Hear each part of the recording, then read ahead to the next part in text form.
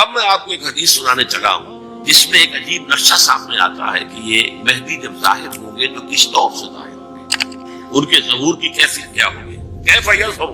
یہ روایت ہے حضرت ام سلمہ سے رضی اللہ تعالی عنہ، حضور کی زوجہ محترمہ ہے، فرماتی ہیں ام سلمہ عن النبی صلی اللہ علیہ وسلم قال یکون اختلاف عند موت خلیفہ، موت خلیفہ، حضور نے فرمایا ایک خلیفہ کی موت پر اختلاف واقع ہو جائے گا، خانہ جنگی ہو جائے گا، فَيَخْرُجُ رَجُلٌ مِنْ أَهْلِ الْمَدِينَةِ حَارِبًا إِلَىٰ مَكَّةَ، پھر مدینے کے لوگوں میں سے ایک شخص نکلے گا، بھاگے گا اور جا کر بنا لے گا اور چھپ جائے گا مکے میں، فَيَأْتِيهِ نَاسٌ مِنْ أَهْلِ مَكَّةِ، پھر اس کے پاس آئیں گے اہل مکہ کے لوگ، فَيُخْرِجُونَهُ، اور اسے نکالیں گے، جہاں وہ چھپے ہوئے ہوں گے وہاں سے نکالیں گے، وَهُوَ كَارِهٌ، اور وہ بالکل اس کو پسند نہیں کر رہے ہوں گے، نہ وہ خواہش مند ہوں گے کہ ان کو ہاتھ پر بیٹھ کی جائے، نہ وہ یہ چاہیں گے کہ وہ میدان میں آئیں اور ان کو جو ہے اپنا لیڈر مانا جائے، وَهُوَ كَارِهٌ فَيُبَايِعُونَهُ بَيْنَ الرُّكْنِ وَالْمَقَامِ، لیکن لوگ جو ہے پھر اصرار کے ساتھ ان کے ہاتھ پر بیعت کریں گے رکن اور مقام کے درمیان۔ رکن وہ کونا ہے خانہ کعبہ کا جس میں حجر اسود لگا ہوا ہے، اور مقام ابراہیم جو ہے، ان دونوں کے مابین جو یہ علاقہ ہے یہاں پر وہ بیٹھ ہے۔ وَيُبْعَثُ إِلَيْهِ بَعْثٌ مِنَ الشَّامِ، ان کے خلاف ایک لشکر بھیجا جائے گا شام سے۔ نہیں کہا جا سکتا کہ باسی حکومت اس وقت کی جو ہے اس کی طرف سے کوئی مسئلہ اس طرح کا اٹھ کھڑا ہو، اس لیے کہ ابھی تو بہرحال باسی حکومت وہاں ہے۔ فَيُخْسَفُ بِهِمْ بِالْبَيْضَاءِ بَيْنَ مَكَّةَ وَالْمَدِينَةِ، لیکن اللہ تعالیٰ اس لشکر کو مکے اور مدینے کے درمیان وادی بیضاء میں دھسا دے گا زمین کے اندر، پورے کے پورے لشکر۔ فَإِذَا رَأَى النَّاسُ ذَلِكَ، جب لوگ یہ دیکھیں گے کہ یہ بڑی نشانی ظاہر ہو گئی، أَتَاهُ أَبْطَالُ الشَّامِ وَعَصَائِبٌ مِنَ الْعِرَاقِ فَيُبَايِعُونَهُ، اب شام سے سارے کے سارے جو اولیاء اللہ ہیں وہ بھی آئیں گے، اور عراق سے جوق در جوق لوگ آئیں گے اور ان سے بیعت کریں گے۔ وَيَعْمَلُ فِي النَّاسِ بِسُنَّةِ نَبِيِّهِمْ، پھر وہ عمل کریں گے لوگوں کے مابین، حکومت کریں گے اپنے نبی کی سنت کے مطابق۔ وَيُلْقِي الْإِسْلَامُ بِجَنَانِهِ، اور اسلام اپنی گردن زمین پر ٹھکا دے گا، وَالْأَرْضِ فِي الْأَرْضِ، زمین میں، فَيَلْبَسُ 7 سنین، پھر وہ 7 برس تک حکمران رہیں گے، ثُمَّ يُتَوَفَّى، پھر ان کا انتقال ہوگا، وَيُصَلِّي علیہ المسلمون، اور مسلمان ان پر نماز پڑھیں گے۔ یہ جو میں نے آپ کے سامنے نقشہ کھینچا ہے، اس سے اب میں ایک نتیجہ نکالتا ہوں، اسے بھی میرا گمان کہیے، اختلاف بھی کر سکتے ہیں آپ، اگر اس کو وزنی سمجھے تو قبول بھی کر سکتے ہیں۔ وہ یہ ہے کہ میرے نزدیک ان کے ظہور کا وقت قریب ہے، اور اس کی تھوڑی سی بات میں مجھے معلوم ہوا کہ جین ڈکسن غالباً نام ہے امریکن اس کا، جس نے یہ پیشن کوئی خبر دی تھی کہ 1962 میں عالم عرب میں ایک بچہ پیدا ہوا ہے کہ جو وہاں کا نقشہ بدل کر رکھتے ہیں۔ یہ جین ڈکسن کی غالباً پیشن گوئی ہے۔ بہرحال مجھے اس کی پیشن گوئی سے کوئی دلچسپی نہیں ہے، میں تو جو احوال دیکھ رہا ہوں، یعنی اسرائیل کا قائم ہو جانا، اور اس کے بعد اب یروشلم کا مسلمانوں کے ہاتھوں سے نکل جانا، اور اب گویا کہ وہ الملحمۃ العظمیٰ جو ہے تلی کھڑی ہے، کسی بھی وقت جو ہے یہ جو ہے وہ لاوا پھٹ سکتا ہے، آتش فشاں پھٹ سکتا ہے۔ تو یہ تمام حالات ایسے ہیں کہ جن کی وجہ سے میں سمجھتا ہوں کہ ایک تو جو قرآن مجید کے اشارات میں نے آپ کو بتائے، 14 صدیاں، 14 دن میں چاند کا پورا ہونا، والقمر اذا اتسق، 14 دن میں 14ویں کا چاند، اسی طرح یہ 14 صدیوں کے بعد یہ صدی جو 15ویں صدی ہے، یہ در حقیقت ظہور امام مہدی کی صدی، اور یہ ہے آغاز وحی سے قبل کا، کیونکہ حضور کی زندگی میں یہ جو دن آئے تھے 25 برس کی عمر سے لے کے 40 برس کی عمر تک، 25 برس کی عمر تک کی آپ کی زندگی بڑی مشقت کی زندگی رہی، بڑی محنت کی زندگی رہی، افلاس کی زندگی، تنگ دستی کی زندگی۔ این بچپن میں آپ بھیڑے بکریاں چراتے تھے، علی قراغین، چند ٹکوں کے لیے، حضور کے اپنے الفاظ، میں چند ٹکوں کے معاوضے میں اب بھیڑے بکریاں چراتے تھے۔ پھر آپ ذرا بڑے ہوئے، اس لیے کہ ابو طالب جو ہے وہ بہت ہی مفلس انسان تھے، سرپرستی تو وہ کر رہے تھے، لیکن واقعہ یہ ہے کہ پرورش کی ہے محمد رسول اللہ نے خاندان ابو طالب، اپنی مزدوری سے، اپنی محنت سے، اپنی مشقت سے۔ پھر آپ نے تجارت کرنی شروع کی ملازمت کی شکل میں، تو یہ 6 دن تھے۔ وَوَجَدَكَ عَائِلًا فَأَغْنَىٰ، آیا اللہ نے آپ کو کیا تنگ دست تھے، اللہ نے غنی کر دیا۔ غنی کس طور سے کیا؟ حضرت خدیجہ سے شادی ہوئی 25 برس کی عمر میں۔ اگر یہ ویڈیو آپ کو اچھی لگی ہے تو آپ کائنڈلی ریالٹی سپیک کو سبسکرائب کریں، ویڈیو کو لائک کریں اور کمنٹ میں جزاک اللہ لکھیں، تاکہ ہمیں اس طرح کے موٹیویشن ملتے رہیں اور ہم آپ کو اس طرح کی ویڈیو شیئر کرتے رہیں۔ جزاک اللہ خیر۔ جو عرب کی متمول ترین خاتون ان کی اپنی فرمائش پر انتہائی محبت کرنے والے. تو واقعہ میں آپ کو سنا رہا تھا کہ اس زمانے میں یہ 25 برس سے لے کر اور 40 برس کی عمر شریف کے مابین کبھی یہ واقعہ پیش آیا کہ حضور ایک دفعہ کہیں نکل گئے مکے سے باہر. مختلف وادیاں ہیں، پہاڑ ہیں، پہاڑوں کے مابین وادیاں. ایک وادی میں آپ نے دیکھا تو قبیلہ آ کر پڑاؤ ڈالے ہوئے، انتہائی مفروق الحال، بھوک کی وجہ سے جسم سوکھ کر کانٹے ہوئے، تن پر کپڑے نہیں. حالت دیکھ کر آپ آئے انتہائی ملول اور غمگین ہو کر گھر میں آ کر چادر لے کر لیٹ گئے. اب پوچھا حضرت خدیجہ نے کیا مانگا ہے، کیا مانگا؟ آپ نے فرمایا میں گیا تھا باہر فلاں وادی میں دیکھا فلاں گھاٹی قبیلہ ہے، پڑاؤ ڈالے ہوئے اور یہ حال. حضرت خدیجہ اور فرمانے لگے کہ میرے پاس دولت نہیں ہے کہ میں ان کے لیے مدد کر سکوں. سرمایہ تو حضرت خدیجہ کا تھا، آپ کی اپنی ذاتی دولت نہیں. اس پر حضرت خدیجہ نے فرمایا اچھا آپ جائیے اور بڑے بڑے قریش کے جن سرداروں کے نام لیے کہ ان کو بلا لیں. حضور گئے، وہ سب آ گئے. اتنی دیر میں اتنا بڑا ڈھیر اشرفیوں کا حضرت خدیجہ نے لگا دیا کہ جب حضور آ کر بیٹھے تو اس کے پیچھے چھپ گئے اور پھر کہا ان سرداران قریش سے مخاطب ہو کر آپ سب لوگ گواہ رہے میں نے یہ ساری دولت محمد کے حوالے کی، وہ جیسے چاہے اسے. ایسی بیوی جس نے ساتھ دیا. میں اگر اس موضوع پر چونکہ میرے کچھ خاص احساسات ہیں اس میں وہ بیان کروں گا تو پھر بہت وقت نکل جائے گا. حضرت خدیجہ رضی اللہ تعالیٰ عنہ کا کیا مقام تھا جسے ہم بے شک سمجھ جائیں. ہمارے ہاں تو جیسے ہے گرفتار ابو بکر و علی ہوشیار باش، یا ابو بکر کی فضیلت رضی اللہ تعالیٰ عنہ اہل سنت کے نزدیک یا اہل تشیع کے نزدیک حضرت علی کی فضیلت اسی میں گرفتار ہے، اسی میں جھگڑا ہے. اسی طرح عائشہ اور فاطمہ کا جھگڑا ہے. ایک گروہ ہے کہ جو حضرت عائشہ رضی اللہ تعالیٰ عنہ کو بہت بلند کرتا ہے، اونچا رکھتا ہے. دوسرا گروہ ہے جو حضرت فاطمہ رضی اللہ تعالیٰ عنہ. لیکن یہ کہ حضرت خدیجہ الکبریٰ کا ذکر نہیں ہے بہت کم. بلکہ میں نے جب ابھی شاید 2-3 سال پہلے جب میں گیا تھا ایران، اور وہاں کے اچھے مشاہدات میں سے تہران میں یہ بھی تھا کہ انہوں نے ایک خالص خواتین کی یونیورسٹی قائم کی. اس کا نام رکھا جامعہ الزہراء.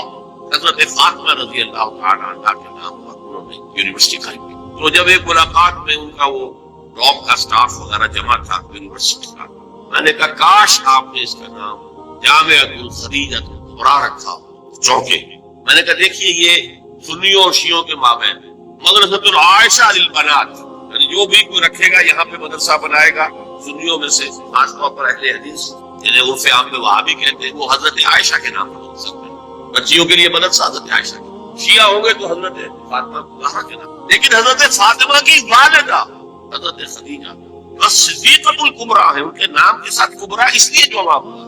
صدیق اکبر، الصدیق الاکبر ہے حضرت ابو بکر رضی اللہ تعالیٰ عنہ. الصدیقۃ الکبریٰ جیسے حضرت مریم کے بارے میں آتا ہے قرآن میں کان امہ صدیقہ، اس امت کی الصدیقۃ الکبریٰ حضرت خدیجہ رضی اللہ تعالیٰ عنہ.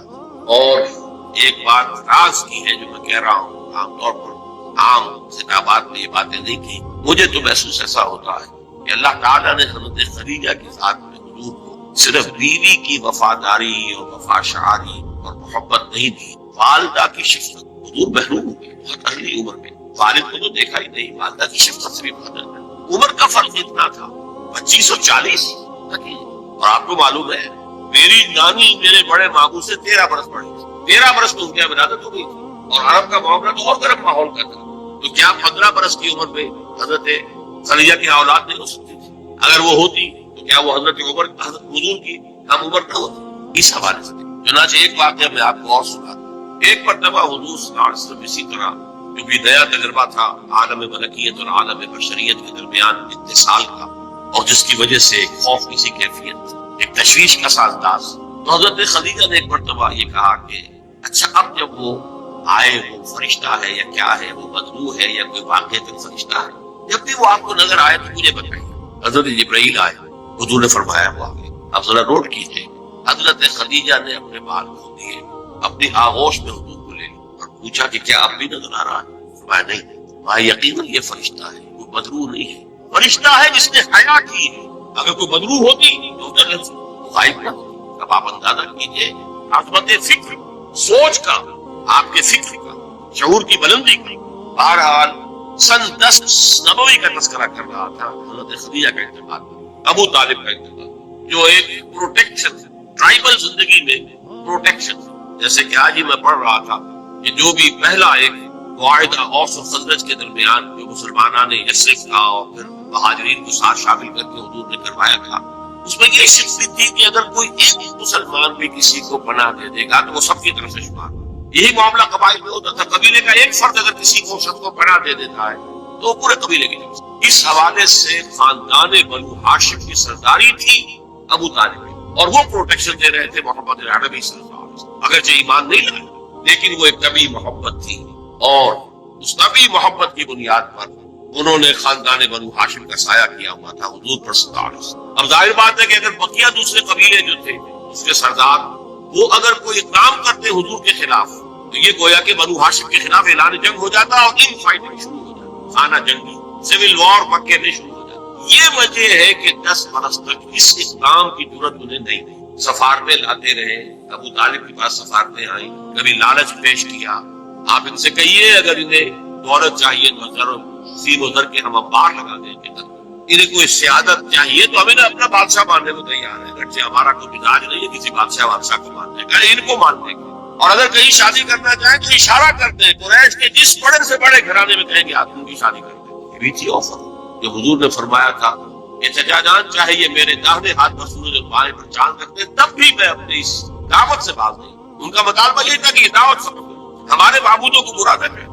اس کے ضمن میں پھر آخری جبکہ ابو طالب بستر بھرگ پر تھے اس وقت جو آخری سفارت آئی اور انہوں نے آخری چیلنج کیا کہ ابو طالب اب بھی اگر تم باز نہیں آتے تو پھر ٹھیک ہے ہمارا الٹیمیٹم ہے, آؤ میدان میں مقابلہ کرو یا روک لو اپنے بھتیجے.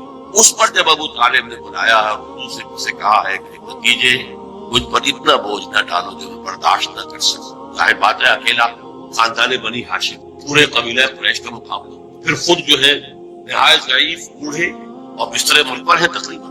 بھتیجے مجھ پر اتنا بوجھ نہ ڈالو اسے میں برداشت نہ کر سکوں. اس پر حضور کی آنکھوں میں آنسو کہ ایک ہی مرئی سہارا دنیا میں ویزیبل اسباب عالم کے اعتبار سے ایک پروٹیکشن ایک سہارا ایک مدد کی شکل کی آج بنی جا رہی ہے. سب کہا آپ نے ایک چچا جان اب تو یا تو یہ بات پوری ہو کر رہے گی اور یا میں اپنے آپ کو اسی میں ہلاک کر دوں گا. میرے لیے کوئی ریٹریٹ کا کوئی امکان نہیں ہے, واپسی کا کوئی امکان نہیں ہے, بسپائی کا.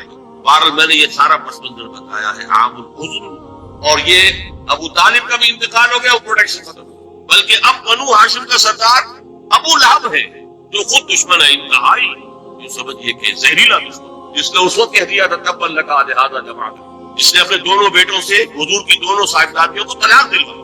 طلاق وہی معلوم وہاں تو در حقیقت نسبت کا ہو جانا ہی ایک طرح کا نکاح ہوتا, نکاح باقاعدہ ہو جائے گا لیکن نسبت ہو گئی منسوخ ہو گئی, گویا کہ ایک رشتہ قائم ہو گیا. دونوں بیٹے تھے ابو لہب کے جن سے حضور کی 2 صاحبزادیوں کا رشتہ تھا. ان دونوں نے آ کر نہایت گستاخانہ انداز میں توہین آمیز انداز میں آ کر حضور کے سامنے کھڑے ہو کر اور کہا کہ ہم تمہاری بیٹیوں کو طلاق دیں. سارا سب جھیلے اب وہ ہے بنو ہاشم کا سردار. کیا نکلے گا نتیجہ؟ پروٹیکشن ختم. اب تو جو بھی چاہیں گے وہ دارو فتویٰ میں فیصلہ کریں گے. لہٰذا آپ گئے طائف کی طرف. یہ حضور کی مکی زندگی کا اہم ترین واقعہ. حالانکہ اس سے پہلے 3 برس کا آپ کا شیب بنی ہاشم کے اندر جو گھیراؤ رہا اور مقاطعہ رہا اور بائیکاٹ رہا, کھانے پینے کی چیزیں جو ہے روکی گئی, بدترین قسم کی فاقہ جو ہے کشی کرنی پڑی پورے خاندان بنی ہاشم کو. حالانکہ وہ سب کی طرف ایمان تو نہیں لائے تھے لیکن اس جرم کی پاداش میں کہ بنو ہاشم محمد کا ساتھ نہیں چھوڑ رہے, لہذا پورے خاندان کو جو ہے اس کے ساتھ بائیکاٹ ہوگا. اور بائیکاٹ کے نتیجے میں بنو ہاشم کا پورا خاندان شیب بنی ہاشم میں, اور جس کو شیب ابی طالب بھی کہتے, 3 برس تک میں سن رہا کوئی چیز کھانے کے لیے نہیں. کوئی اللہ کا بندہ حکیم ابن حزام جیسی شخصیت نہیں, بنیادی طور پر ایک شخصیت وہ کہیں پہاڑ کی چوٹی پر چڑھ کر نیچے اتر کر, ورنہ پہاڑ جو وادی ہے اس کے دونوں سروں کے اوپر پہرے ہیں, کوئی جا ہی نہیں سکتا. اب پہاڑ کراس کرے ادھر کے کوئی شہر دے آئے, اس لیے کہ وہ بہت قریبی عزیز سے حضرت خدیجہ کے رضی اللہ تعالیٰ عنہ, تو اپنی رشتے داری کا بھی وہ کبھی لے آئے. ورنہ وہ وقت بھی آیا ہے کہ بنو ہاشم کے پھول جیسے بچے بلک رہے, کھانے کو کچھ نہیں ہے سوائے اس کے کہ سوکھے چمڑے ابال کر ان کا پانی ان کے حلق میں ڈال دیا جائے. لیکن اس کو بھی میں سخت ترین نہیں کہتا. حضور صلی اللہ علیہ وسلم کے لیے ذاتی طور پر جو سخت ترین مرحلہ آیا وہ یوم طائف ہے, جس کی گواہی حضور کے اپنے قول میں کہ حضرت عائشہ نے ایک مرتبہ پوچھا رضی اللہ تعالیٰ عنہ کہ کیا آپ پر یوم احد سے بھی زیادہ کچھ سخت گزرا؟ ان کے ہوش میں ظاہر بات ہے یوم احد حضور مجروح ہوئے, زخمی ہوئے, دندان مبارک شہید ہوئے, خون کا فوارہ چھوٹا, آپ پر بے ہوشی جاری ہوئی, آپ کی زبان مبارک سے ایک بددعا بھی نکل گئی, کیف یہدی اللہ قوما صدبوا وجہ نبیہم بالدم, اللہ اس قوم کو کیسے ہدایت دے گا جس نے اپنے نبی کے چہرے کو خون سے رنگین بنا دیا، خون سے رنگ دیا. پھر یہ کہ 70 صحابہ جو ہے شہید، جن میں حضرت حمزہ جیسے بھی، آپ کے چچا بھی ہیں، آپ کے خالہ داد بھائی بھی ہیں، آپ کے دودھ شریک بھائی بھی ہیں، ساتھ میں کھیلے ہوئے ابجوری بھی، اسد اللہ ہے، اسد الرسول ہی بھی، اور ان کی لاش آئی ہے کہ ناک کٹی ہوئی، کان کٹے ہوئے اور پیٹ چاک کر کے کلیجہ چبایا ہوا. تو سخت ترین دن حضرت عائشہ کے نزدیک یوم احد تھا. حضور نے فرمایا نہیں، مجھ پر سخت ترین دن یوم طائف. آپ مکے سے مایوس ہو کر طائف گئے، اور نوٹ کیجئے یہ واحد موقع ہے جہاں نظر آتا ہے کہ حضرت ابو بکر بھی حضور کے ساتھ ہیں، ورنہ سائے کی طرح ساتھ رہنے والی صرف ایک ہے ساتھ، زید بن حارثہ رضی اللہ تعالی عنہ، جو منہ بولے بیٹے بھی قرار دے دیے گئے تھے، لیکن یہ کہ زید غلام آزاد کردہ غلام مولا تھے حضور کے، وہ ساتھ ہے. آپ نے عام راستہ اختیار نہیں کیا جو کہ آسان راستہ ہے، سیل کا راستہ اپنی ہے. طائف کے 2 راستے ہیں، مکے سے طائف جائے 2 راستے، ایک طریق السیل کہلاتا ہے، ایک طریق الجبل کہلاتا ہے. پہاڑی راستہ جو ہے انتہائی دشوار گزار، انتہائی، آج بھی آپ جب جائیں وہاں پر تو معلوم ہوتا ہے کیسے لوگوں نے سڑک بنائی ہے، بہت دشوار ہوتا. لیکن اب دوبارہ بہت عمدہ سڑک بنی ہوئی ہے. حضور کے زمانے میں سڑک کہاں تھی؟ جس سختی کو جھیل کر اس طریق الجبل کو آپ نے اختیار کیا، اس لیے کہ عام جو رفتہ راستہ جہاں تھا وہاں تو سب کہتے تھے کہ فوراً حملہ ہو جائے، کیونکہ غالباً دارالندوا میں یہ فیصلہ ہو چکا کہ اب قتل کر دو محمد کو، فقط وہ ابو طالب ہے. اب کوئی ہمیں اندیشہ نہیں ہے کہ کوئی ان فائٹنگ ہو جائے گی، کوئی جو ہے سول وار ہو جائے گی قریش میں. لہٰذا اس لیے آپ اوائڈ کر رہے ہیں اس راستے کو جس پر عام طرف عام ہے. وہ دشوار گزار راستے سے ہو کر طائف پہنچے، وہاں کے 3 سرداروں کے پاس جا کر اپنی دعوت پیش کی، اس امید میں کہ اگر ان میں سے کوئی ایک بھی دعوت کر لے، اس پر ایمان لے آئے تو میں یہاں منتقل ہوں. یہ میرا دارالحجرت. حکمت خداوندی میں مشیت اذنی میں یہ معاملہ جو ہے یہ شرف پہلے سے طے تھا یثرب کے لیے، لیکن حضور کی اپنی غور و فکر سوچ بچار اس کے حوالے سے طائف پہنچے. تینوں نے جو جواب دیے ہیں کلیجے سے پار ہونے والے جوابات. ایک جگہ فوراً جب روانہ ہو جاؤ، اس لیے کہ ہو سکتا ہے تم سچے ہو، واقعی رسول ہو، تو میں نے کوئی توہین کر دی تو میں مارا جاؤں گا، اور ہو سکتا ہے تم جھوٹے ہو. ایک جگہ تمہارے سوا کوئی ملا تھا اللہ کو رسول بنانے کے لیے. یہ جو قرآن مجید میں بھی آیت نوٹ ہوئی ہے، من قریتین عظیم، یہ جو کوئی رجل ہوتا، کوئی شخص جو ان 2 بستیوں میں بڑی عظمت والا ہوتا، دولت والا ہوتا، ولید بن مغیرہ کی طرح اس کی جائیداد مکے میں بھی ہوتی، مدینے اور طائف میں بھی ہوتی، تو ایسا شخص نہیں ملا تھا کوئی نبی بنانے کے لیے. تم جیسا یتیم مفلوق الحال، جس کا اپنا کوئی سرمایہ تھا ہی نہیں، جس کے لیے سرمایہ بھی اگر کوئی تھا تو بیوی کا تھا، وہ رکھنے چھوڑا. بہرحال آپ ان سے مایوس ہو کر روانہ ہونے لگے تو اشارہ کر دیا، جنہیں اسٹریٹ ارچنز آپ کہتے ہیں، یہ چھوکرے گلیوں کے آوارہ، ذرا ان کی خبر ہو.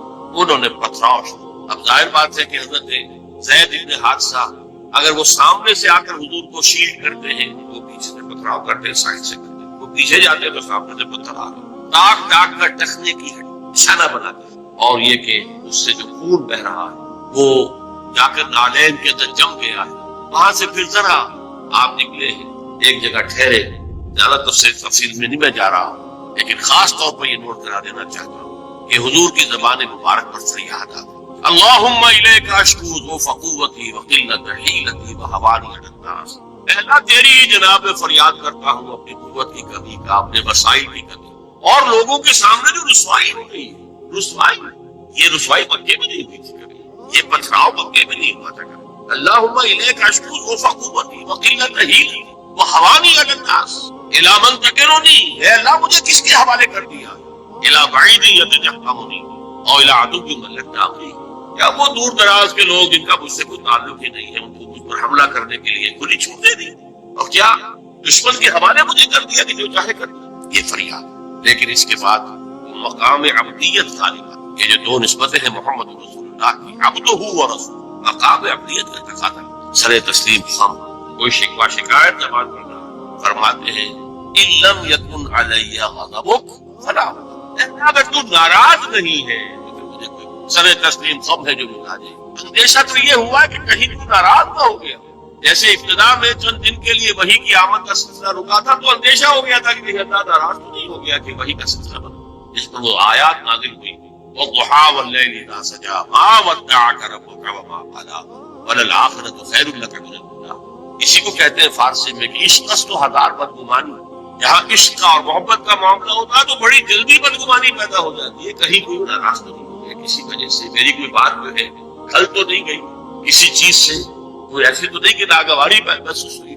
تو इल्लम यकुन अलैया गज़ब फला उबाली, अगर गज़ब नहीं है तेरा, नाराज नहीं है, तो फिर मुझे कोई परवाह नहीं।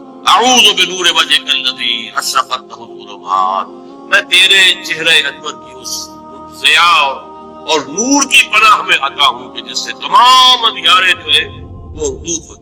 बहरहाल वहां से जब वापस आए हैं तो नोट कीजिए टर्निंग पॉइंट है ये, इसलिए कि यौम ताइफ एक एतबार से क्लाइमेक्स से, जाती एतबार से मोहम्मद रसूलुल्लाह सल्लल्लाहु अलैहि वसल्लम पर इब्तिला और आजमाइश और इम्तिहान और सख्ती का नुक्ते उरूज क्लाइमेक्स। और इसे मौलाना मंगादिर हसन गिलानी रहमतुल्लाह अलैह ने अपनी तसनीफ अन-नबीउल खातिम में टर्निंग पॉइंट करार दिया। इसके बाद से अल्लाह ताला की तरफ से खुसूसी प्रोटेक्शन, अल्लाह ताला की तरफ से खुसूसी हिफाजत जो है हुजूर सल्लल्लाहु अलैहि वसल्लम को हासिल। लेकिन ये कि फौरी तौर पर ताइफ से वापसी के बाद मामला ये हुआ है, आलम अस्बाब में हुजूर का मामला ये था कि आप दाखिल नहीं हो सकते मक्के में, क्या करें, वहां कत्ल का फैसला हो चुका, दाखिल होगा कोई कत्ल कर देगा, और जब दारुल नदवा में फैसला हो चुका हो तो कोई उसके ऊपर जुर्म नहीं, कोई उसके ऊपर इल्जाम नहीं, कोई मुकदमा नहीं बनेगा। ताइफ गया था खाली हाथ लौटा। आलम अस्बाब, नोट कीजिए जो नुक्ता में बातें करना कि हुजूर की सारी जिद्दोजहद आलम अस्बाब में कदम ब कदम जमीन पर चलकर हुई। आलम अस्बाब के वो इस्तेमाल करते हुए एक मुशरिक को, काफिर को पैगाम भेजते हैं, अगर तुम मुझे अमान दे दो, अपनी अमान में ले लो तो मैं मक्के में आ जाऊँ। मुझे मैं बता चुका हूँ कबीले की बात नहीं होती, एक शख्स ने अमान दे दी तो सबकी तरफ से अमान, उसने इनकार कर दिया। फिर ज़ैद इब्न हारिसा को दूसरे के पास भेजा, उसने भी इनकार कर दिया। तीसरा शख्स शरीफुन नफ्स का मुतइब बिन अदी, उसके पास जब पैगाम पहुंचा उसने कहा ठीक है आप मेरी अमान में आ जाओ। आपने फरमाया यूं नहीं, आप लेकर जाओ। उसकी वजह क्या है कि मैं अगर ऐसे ही मक्के में दाखिल हो जाऊं फौरन मुझ पर हमला करके सबक कर दे तो लोग तो कहेंगे हमें क्या पता था कि मुतीब बिन अदी ने अमान दी, लिहाजा आओ और लेकर जाओ।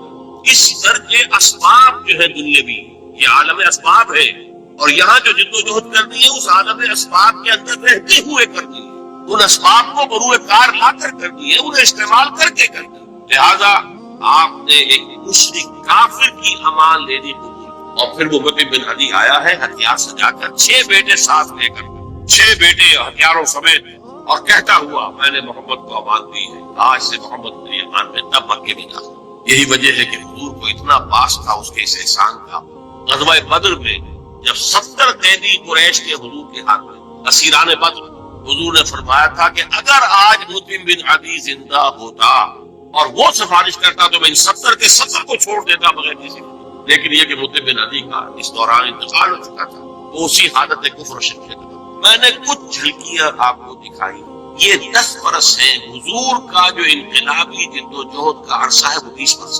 अरब में इनकलाब की तकमील जो है सन 8 हिजरी में हो गई, मक्का फतह हो गया, ताइफ फतह, हुनैन में फतह हासिल हो चुकी, अरब में इनकलाब हो गया। लिहाजा 12 बरस मक्के के और 8 बरस मदीने के शामिल कर लीजिए 20 बरस। इन 20 को 2 हिस्सों में तकसीम कीजिए, 10 साल इधर 10 साल उधर। पहले 10 साल का हासिल ये है जो मैंने आपके सामने रख दिया कि कुल 125 या 150 अफराद ईमान लाए। आपकी ये हैसियत नहीं थी कि आप मक्के में अपने बल पर इन हिज ओन राइट आप क़याम कर सकते, लिहाजा आपने एक काफिर मुशरिक की अमान ली। ये है 10 बरस की मेहनत शाफ़ा। अगले 10 बरस में वो इनकलाब इस तेजी के साथ हो। उसी साल जब के ताइफ से वापस आए, हज के अय्याम में आप फिर रहे हैं मुख्तलिफ वादियों में जहाँ हाजी ठहरे हुए हैं। यसरफ के 6 हाजी आपको मिले, उनके सामने आपने अपनी दावत रखी। वो खज़रज के कबीले से थे। मदीने में यहूदी चूंकि ये कहा करते थे कि नबी ये आखिरी ज़मान का ज़ुहूर होने वाला है, अनक़रीब जो है आखिरी नबी का ज़ुहूर। और जब उनके झगड़े होते थे औस और खज़रज से, यहूदियों के, और मार खाते थे इनसे, जैसे बनिए अगर उनका कोई झगड़ा हो जाता था गांव में तो जाहिर बात है मार तो उनका मुकद्दर थी, ऐसे ही वो मार खाते थे, लेकिन कहते थे कि अभी तो तुम हमें दबा लेते हो, लेकिन देखो नबी ये आखिरी ज़मान का ज़ुहूर का वक्त नहीं, जब हम उनके साथ होकर तुमसे लड़ेंगे तो तुम हमें शिकस्त दे दे। ये कानों में उनके बातें पड़ी हुई। लिहाजा जब हुजूर ने अपनी दावत पेश की, उन्होंने कनखियों से एक दूसरे को देखा, मालूम होता है ये वही नबी है जिनका जिक्र यहूद। इससे पहले कि यहूदी इन पर ईमान ले आए, ईमान ले वो 6 आदमी ईमान। अगले साल उन्होंने छोटी बहुत जो भी दावत दी होगी उसके नतीजे में 12 आ गए।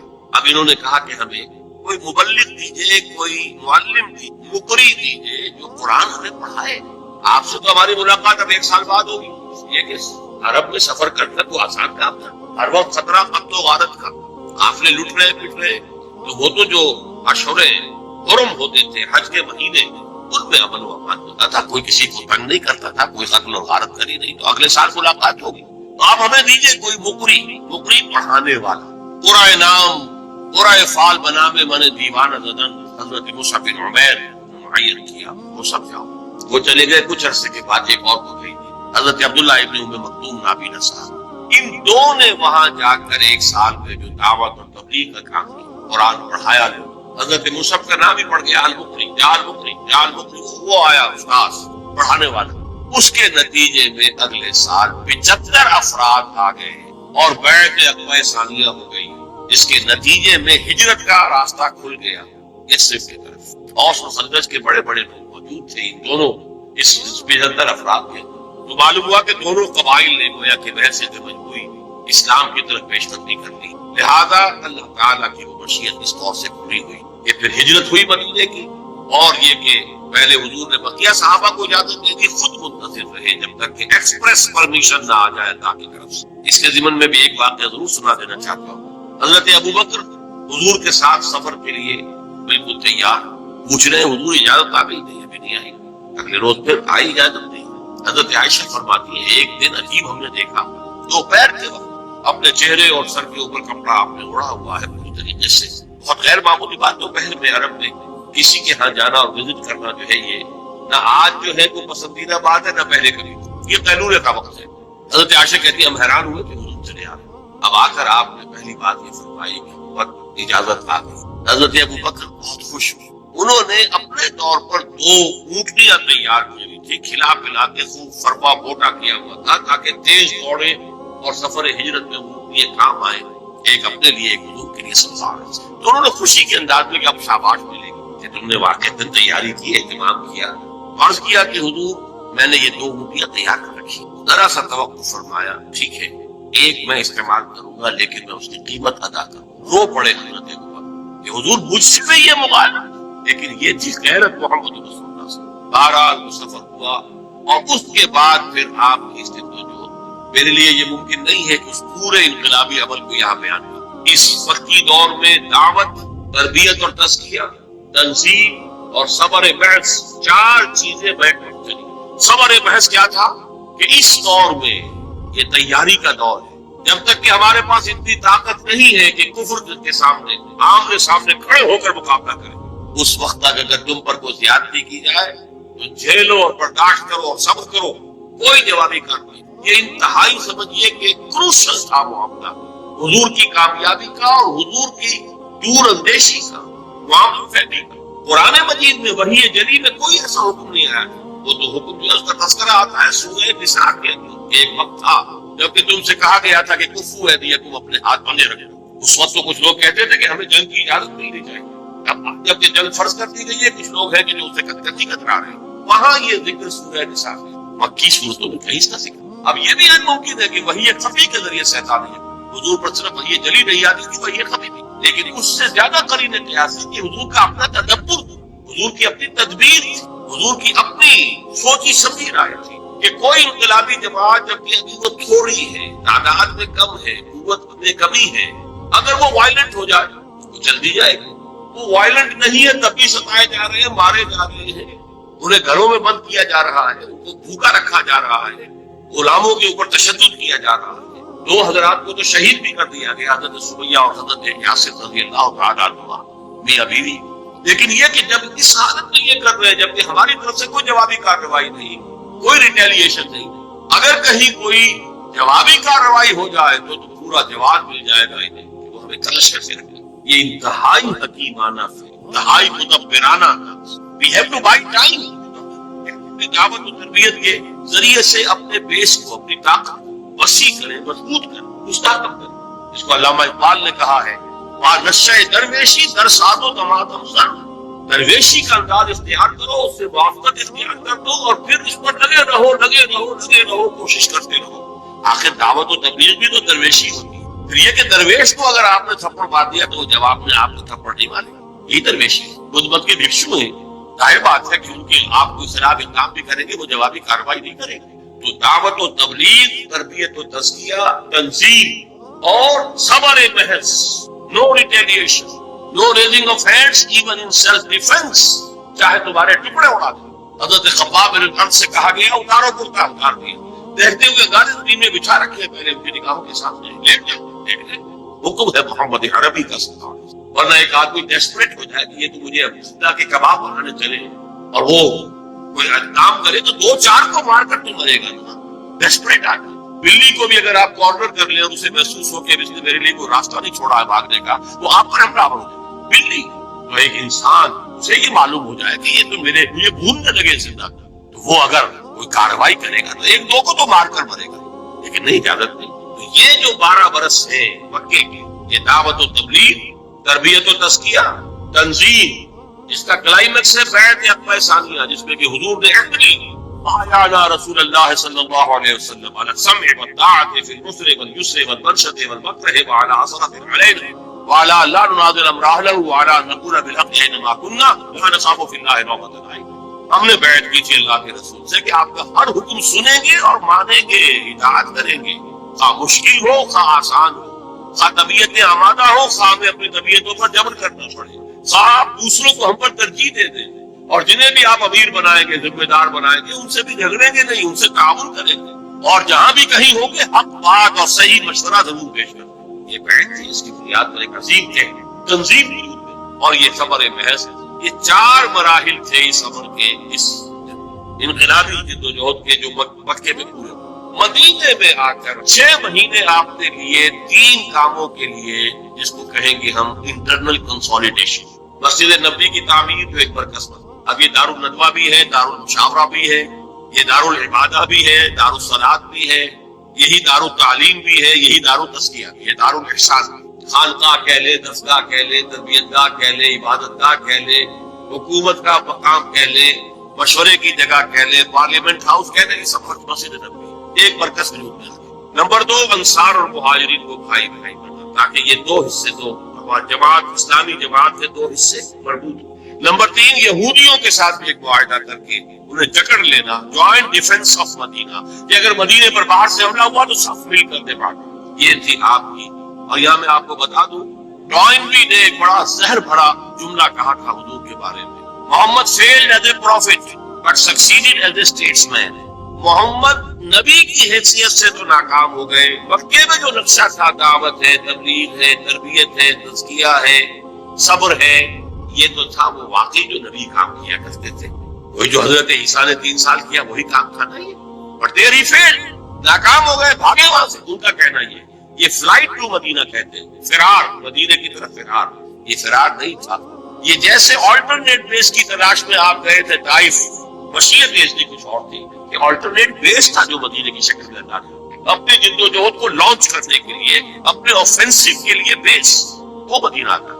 तो जो प्रोफेसर मंटगोमरी वॉट है, जिसको कि एक मर्तबा ज़ियाउल हक साहब ने यहाँ पे खास तौर पर बुलाया था, बरतानवी प्रोफेसर है, इसने सीरत नबी पर 2 किताबें लिखी, Mohammad and Mecca, Mohammad and Medina, और इन दोनों किताबों के अंदर हुजूर की शख्सियत के मुतज़ाद पहलुओं को दुबाया।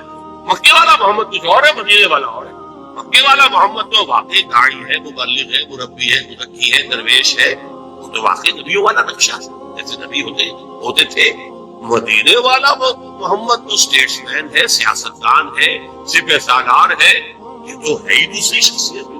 लेकिन ये कि जो भी उसने शरारत की है इन 2 किताबों को अलग-अलग और उसके तजाद को नुमाया करने के लिए, उससे कतई नजर मोहम्मद मदीना में उसने हुजूर के लिए मदह के, तारीफ के जितने सुपरलेटिव्स हैं सब जमा कर दिए, जो अंग्रेजी बात में आपकी दूरअंदेशी, आपकी मामला फहमी, आपकी हर नई सूरत हाल के बारे में सही इक़दाम की सलाहियत, आपकी इंसान शनासी, इंसान को समझ लेना और हर इंसान से उसकी सतह पर बात कर सकना, हर इंसान से उसकी सलाहियत और इस्तेदाद के मुताबिक काम ले लेना। ये इंसान शनासी अगर ना हो तो दुनिया में आप कामयाब नहीं हो सकते। मौका शनासी, तदब्बुर, सियासत, आपकी स्टेट्समैनशिप, इसके लिए सारे सुपरलेटिव्स जितने भी मुमकिन है वो जमा कर दिए।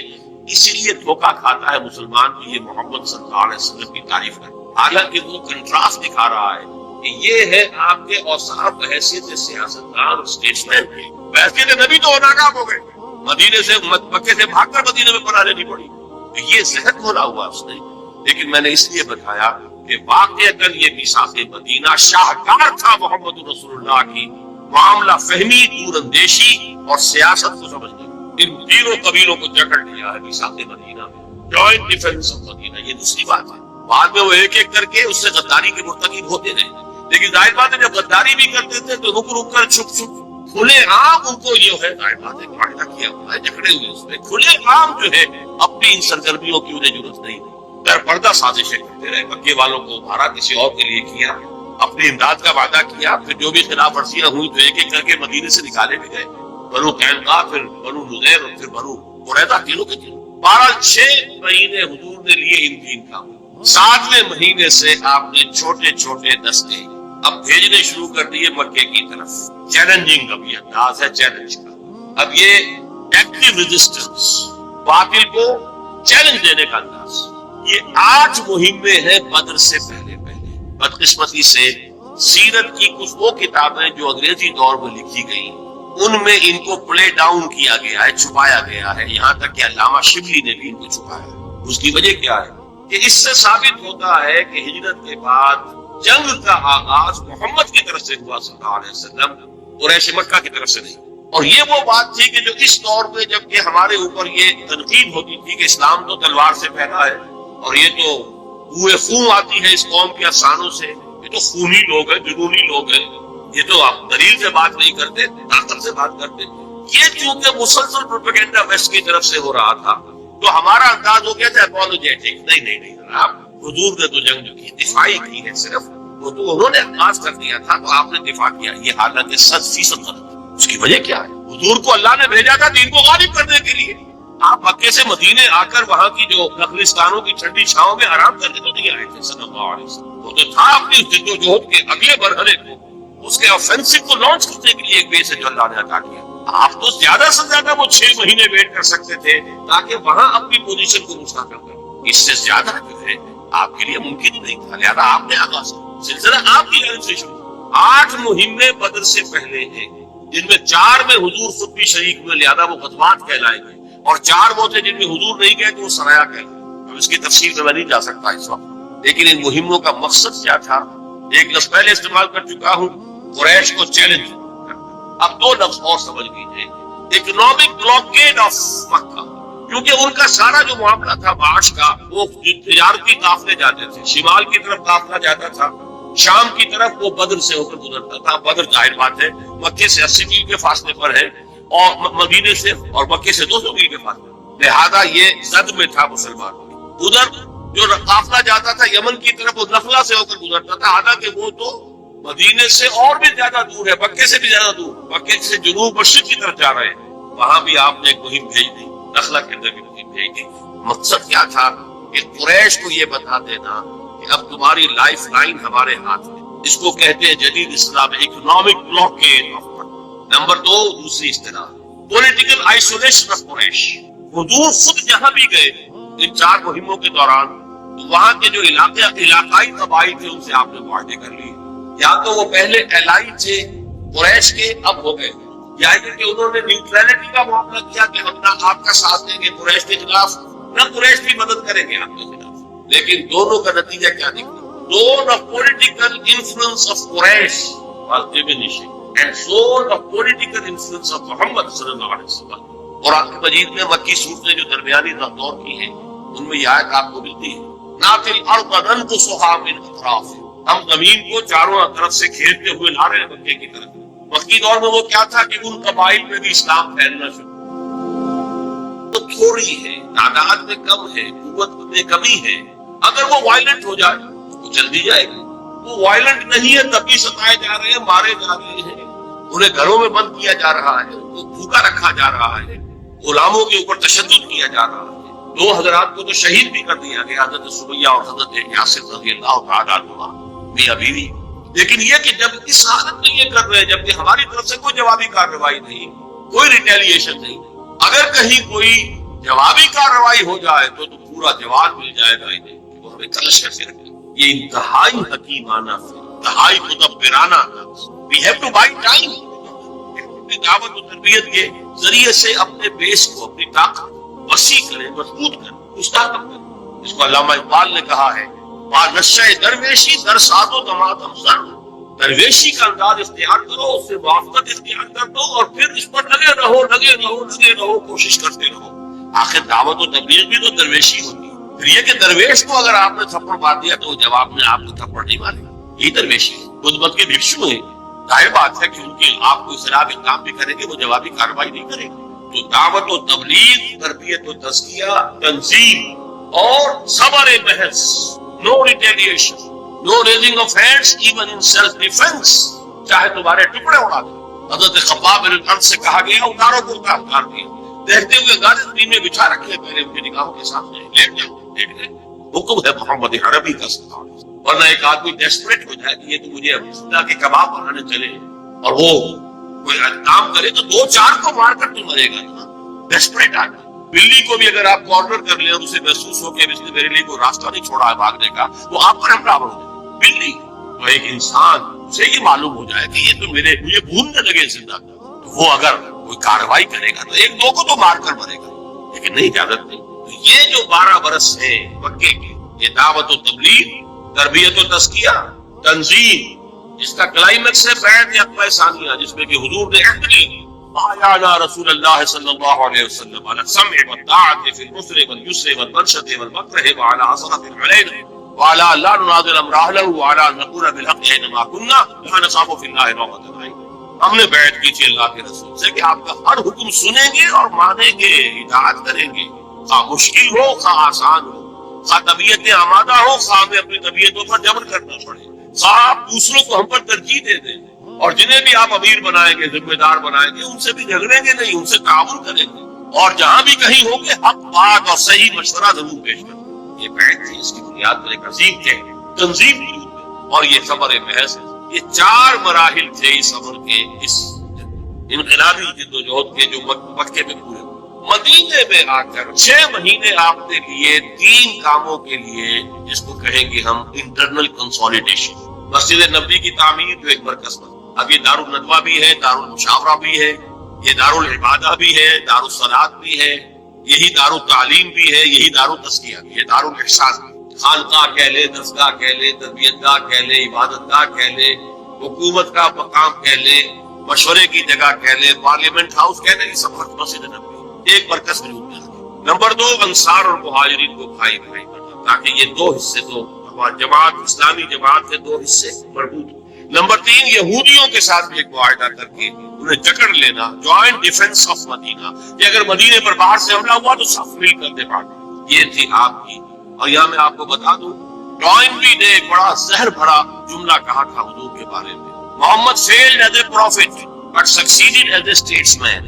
محمد نبی کی حیثیت سے تو ناکام ہو گئے، مکے میں جو نقشہ تھا، دعوت ہے، تبلیغ ہے، تربیت ہے، تزکیہ ہے، صبر ہے، یہ تو تھا وہ واقعی جو نبی کام کیا کرتے تھے، وہی جو حضرت عیسیٰ نے 3 سال کیا وہی کام تھا نہیں، اور دیر ہی فیل، ناکام ہو گئے، بھاگے وہاں سے۔ ان کا کہنا یہ فلائٹ ٹو مدینہ کہتے ہیں، فرار، مدینہ کی طرف فرار، یہ فرار نہیں تھا، یہ جیسے آلٹرنیٹ بیس کی تلاش میں آپ گئے تھے طائف، مشیت ایجنی کچھ اور تھی، یہ آلٹرنیٹ بیس تھا جو مدینہ کی شکل لیتا تھا، اپنے جدوجہد کو لانچ کرنے کے لیے، اپنے آفینسو کے لیے بیس وہ مدینہ تھا۔ تو جو پروفیسر منٹگومری واٹ ہے، جس کو کہ ایک مرتبہ ضیاء الحق صاحب نے یہاں پہ خاص طور پر بلایا تھا، برطانوی پروفیسر ہے، اس نے سیرت النبی پر 2 کتابیں لکھی، محمد اینڈ مکہ، محمد اینڈ مدینہ، اور ان دونوں کتابوں کے اندر حضور کی شخصیت کے متضاد پہلوؤں کو نمایاں ہے۔ مکے والا محمد کچھ اور ہے، مدینے والا اور ہے۔ مکے والا محمد تو واقعی داعی ہے، مبلغ ہے، مربی ہے، مزکی ہے، درویش ہے، وہ تو واقعی نبیوں والا نقشہ جیسے نبی ہوتے تھے۔ مدینے والا محمد تو سٹیٹسمین ہے، سیاستدان ہے، سپہ سالار ہے، یہ تو ہے ہی دوسری شخصیت۔ لیکن یہ کہ جو بھی اس نے شرارت کی ہے ان 2 کتابوں کو علیحدہ علیحدہ اور اس کے تضاد کو نمایاں کرنے کے لیے، اس سے قطع نظر محمد مدینہ میں اس نے حضور کے لیے مدح کے، تعریف کے جتنے سپرلیٹیوز ہیں سب جمع کر دیے، جو انگریزی زبان میں آپ کی دور اندیشی، آپ کی معاملہ فہمی، آپ کی ہر نئی صورتحال کے بارے میں صحیح اقدام کی صلاحیت، آپ کی انسان شناسی، انسان کو سمجھ لینا، اور ہر انسان سے اس کی سطح پر بات کر سکنا، ہر انسان سے اس کی صلاحیت اور استعداد کے مطابق کام لے لینا، کہ انسان شناسی اگر نہ ہو تو دنیا میں آپ کامیاب نہیں ہو سکتے. موقع شناسی، تدبر، سیاست، آپ کی اسٹیٹسمین شپ، اس کے لیے سارے سپرلیٹیوز کے جتنے بھی ممکن ہے وہ جمع کر دیے. اسی لیے دھوکہ کھاتا ہے مسلمان کو یہ محمد صلی اللہ علیہ وسلم کی تعریف میں، حالانکہ وہ کنٹراسٹ دکھا رہا ہے کہ یہ ہے آپ کے اوصاف بحیثیت سیاستدان اور اسٹیٹسمین کی. بحیثیت نبی تو ناکام ہو گئے، مدینے سے مکے سے بھاگ کر مدینے میں پناہ لینی پڑی. یہ ذہن کھولا ہوا اس نے. لیکن میں نے اس لیے بتایا کہ واقعتاً یہ میثاق مدینہ شاہکار تھا محمد رسول اللہ کی معاملہ فہمی، دور اندیشی اور سیاست کو سمجھنے. ان تینوں قبیلوں کو جکڑ لیا ہے میثاق مدینہ میں، جوائنٹ ڈیفنس آف مدینہ. یہ دوسری بات ہے. بعد میں وہ ایک ایک کر کے اس سے غداری کے مرتکب ہوتے رہے، لیکن ظاہر بات ہے جب غداری بھی کرتے تھے تو رک رک کر چھپ چھپ کھلے عام ان کو یہ ہے، ظاہر بات ہے معاہدہ کیا ہوا ہے، جھگڑے ہوئے اس میں کھلے عام جو ہے اپنی ان سرگرمیوں کی انہیں ضرورت نہیں تھی، در پردہ سازشیں کرتے رہے. مکے والوں کو بھارا کسی اور کے لیے کیا، اپنی امداد کا وعدہ کیا، پھر جو بھی خلاف ورزیاں ہوئی تو ایک ایک کر کے مدینے سے نکالے بھی گئے. بنو قینقاع، پھر بنو نذیر اور پھر بنو قریظہ، تینوں کے تینوں. 6 مہینے حضور نے لیے ان تین کام. 7ویں مہینے سے آپ نے چھوٹے چھوٹے دستے اب بھیجنے شروع کر دیے مکے کی طرف. چیلنجنگ اب یہ انداز ہے چیلنج کا. اب یہ ایکٹیو ریزسٹنس، باطل کو چیلنج دینے کا انداز. یہ 8 مہمیں ہیں بدر سے پہلے.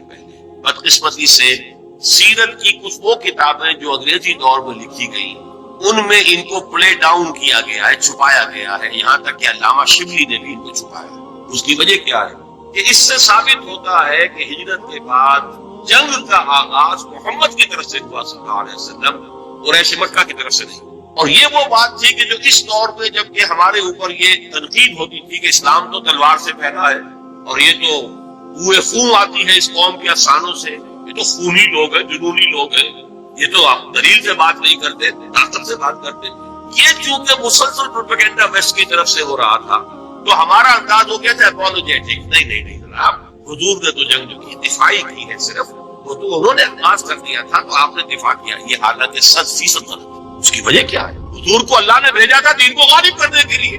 آپ مکے سے مدینے آ کر وہاں کی جو نخلستانوں کی ٹھنڈی چھاؤں میں آرام کرنے تو نہیں آئے تھے صلی اللہ علیہ وسلم. وہ تو تھا اپنی جدوجہد کے اگلے مرحلے کو، اس کے آفینسو کو لانچ کرنے کے لیے ایک بیس ہے جو اللہ نے عطا کیا. آپ تو زیادہ سے زیادہ وہ 6 مہینے ویٹ کر سکتے تھے تاکہ وہاں اپنی پوزیشن کو مستحکم کریں. اس سے زیادہ جو ہے آپ کے لیے ممکن نہیں تھا، لہذا آپ نے آغاز کیا. سلسلہ آپ کی جانب سے شروع. 8 مہینے بدر سے پہلے ہیں جن میں 4 میں حضور خود بھی شریک ہوئے، لہذا وہ غزوات کہلائیں گے، اور 4 وہ تھے جن میں حضور نہیں گئے تو وہ سرایا کہلائیں. اب اس کی تفصیل میں نہیں جا سکتا اس وقت، لیکن ان مہموں کا مقصد کیا تھا ایک لفظ پہلے استعمال کر چکا ہوں، قریش کو چیلنج. اب 2 لفظ اور سمجھ لیجیے، اکنامک بلاکیڈ آف مکہ، کیونکہ ان کا سارا جو معاملہ تھا معاش کا، وہ تجارتی قافلے جاتے تھے، شمال کی طرف قافلہ جاتا تھا، شام کی طرف وہ بدر سے ہو کر گزرتا تھا. بدر ظاہر بات ہے مکے سے 80 میل کے فاصلے پر ہے اور مدینے سے اور مکے سے 200 میل کے فاصلے، لہذا یہ زد میں تھا مسلمانوں. ادھر جو قافلہ جاتا تھا یمن کی طرف وہ نخلا سے ہو کر گزرتا تھا، حالانکہ وہ تو مدینے سے اور بھی زیادہ دور ہے، مکے سے بھی زیادہ دور، مکے سے جنوب مشرق کی طرف جا رہے ہیں. وہاں بھی آپ نے ایک مہم بھیج دی، نخلا کے اندر بھی مہم بھیج دی. مقصد کیا تھا کہ قریش کو یہ بتا دینا کہ اب تمہاری لائف لائن ہمارے ہاتھ میں. اس کو کہتے ہیں جدید اصطلاح میں اکنامک بلاکیڈ. نمبر 2 دوسری اصطلاح پولیٹیکل آئسولیشن آف قریش. حضور خود جہاں بھی گئے ان 4 مہموں کے دوران تو وہاں کے جو علاقائی قبائل تھے ان سے آپ نے معاہدے کر لیے، یا تو وہ پہلے الائی تھے قریش کے اب ہو گئے، یا کہ انہوں نے نیوٹرلٹی کا معاملہ کیا کہ ہم نہ آپ کا ساتھ دیں گے قریش کے خلاف، نہ قریش کی مدد کریں گے آپ کے خلاف. لیکن دونوں کا نتیجہ کیا نکلا؟ zone of political influence of Quraysh was diminishing and zone of political influence of Muhammad صلی اللہ علیہ وسلم. قرآن مجید میں مکی صورتیں جو درمیانی دور کی ہیں ان میں یہ آیت آپ کو ملتی ہے، نَأْتِي الْأَرْضَ نَنْقُصُهَا مِنْ أَطْرَافِهَا. ہم زمین کو چاروں طرف سے گھیرتے ہوئے لا رہے ہیں مکے کی طرف. مکی دور میں وہ کیا تھا کہ ان قبائل میں بھی اسلام پھیلنا شروع